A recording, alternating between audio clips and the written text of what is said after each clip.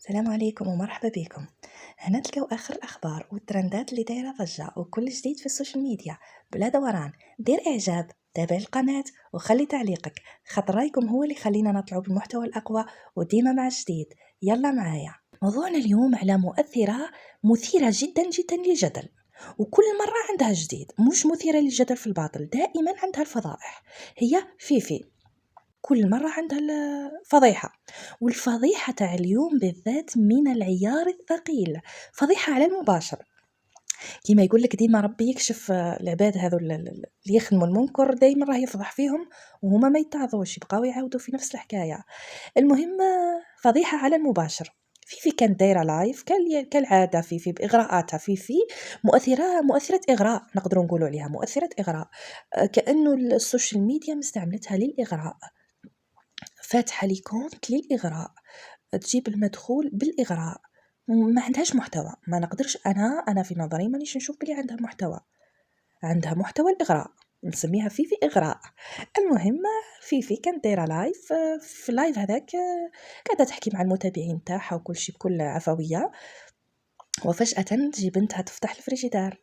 في اللحظة اللي تفتح فيها بنتها الفريجيدار تظهر قارورات الشراب، الخمر، قارورات الخمر. في اللحظة اللي تفتح فيها بنتها الفريجيدار ويظهروا قارورات الخمر في اللايف، في تعمل ردة فعل تاع خوف، تاع نوعا ما هكا، وغطاتها برأسها. هذا الشيء اللي زاد التوتر وزاد الضجة عليها، إلا أنه ردة فعلها هي اللي خلات المتابعين يشدوا الأنظار للقطة هذيك وفهموا باللي فيها حاجة.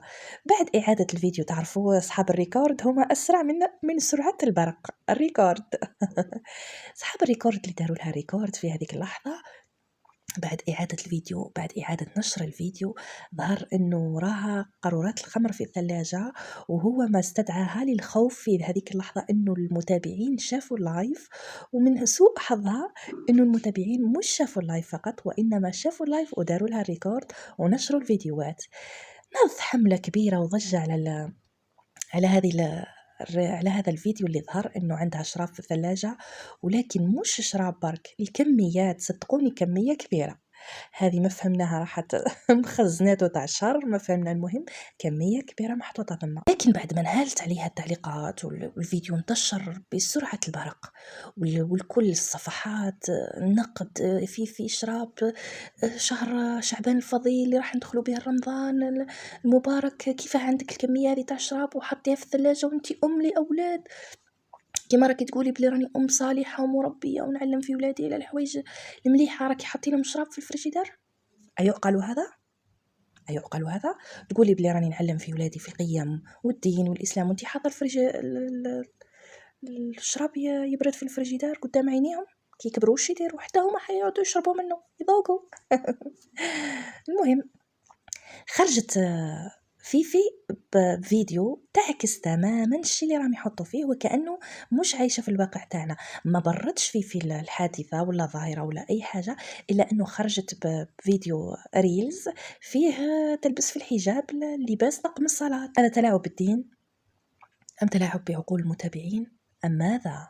أعطيني تعليقاتكم متابعينا الكرام. بعد ما دارت فيفي هذا الريلز أنه طقم الصلاة، وكأنه خرجت ضد التيار أو ضد المتابعين أو ضد الصفحات وش راهي تحط عليها، لكن المتابعين صدقوني ما خلوهاش في حالها، غسلوها وشلوها، ما خلوا فيها ما خلفوا، جابوا حق الشراب اللي في الفريجيدار آلاف المرات. المهم خرجت عدوتها اللدودة اللي هي كارولين تضحك وتقهقه بصوت مرتفع وتقول لمتابعيها حاجة باينة تحط الشراب يبرد. علاه انتم هذا وين شفتوا باللي الشراب لازم يبرد وفيفي لازم تشرب شراب بارد؟ وكأنه تستهزئ بها، يعني من عاداتك انه تشربي شراب في الطابلة، حاجة جد جد عادية. لكن بعدها تخرج اللي اصبحت صديقتها اليومين هذو، اللي راحت ودعمتها في مشروعها، روفيا دارت مشروع في فرنسا وكانت من أول داعمين لها هي فيفي. خرجت روفيا لتوضح وتدافع عن صديقتها فيفي. حادثة الثلاجة بينت باللي قلوبكم كحلين. هذه روفيا راهي تقول لكم يا جماعه مانيش انا، راهي تقول لكم باللي حادثه الثلاجه بينت باللي قلوبكم كحلين. هذوك قرع زيت زيتونه ومجدات رمضان، ماشي جاسوس فرنسا. ايوا قالوا هذا متابعينا الكرام. زيت زيتونة بهذه الكميات في الثلاجة؟ حرام عليكم. روفي راهي تقول حرام عليكم. دروكا متابعينا، حرام علينا حنا ولا حرام عليها هي؟ المهم روفي حبيبتي سقسي صديقتك اسكو هي اللي دارت الحرام ولا حنا. عذرا راكم كيف كيف، حتى انتي بالك لو كان نفتحوا الثلاجه تاعك لقاوكم دايره لي ستوك. واش نقولوا متابعينا الكرام، ربي يهديهم ويهدينا. مني اليكم سلامي الحار. شكرا لكم متابعينا، ارجو منكم الضغط على زر الاعجاب والمتابعه.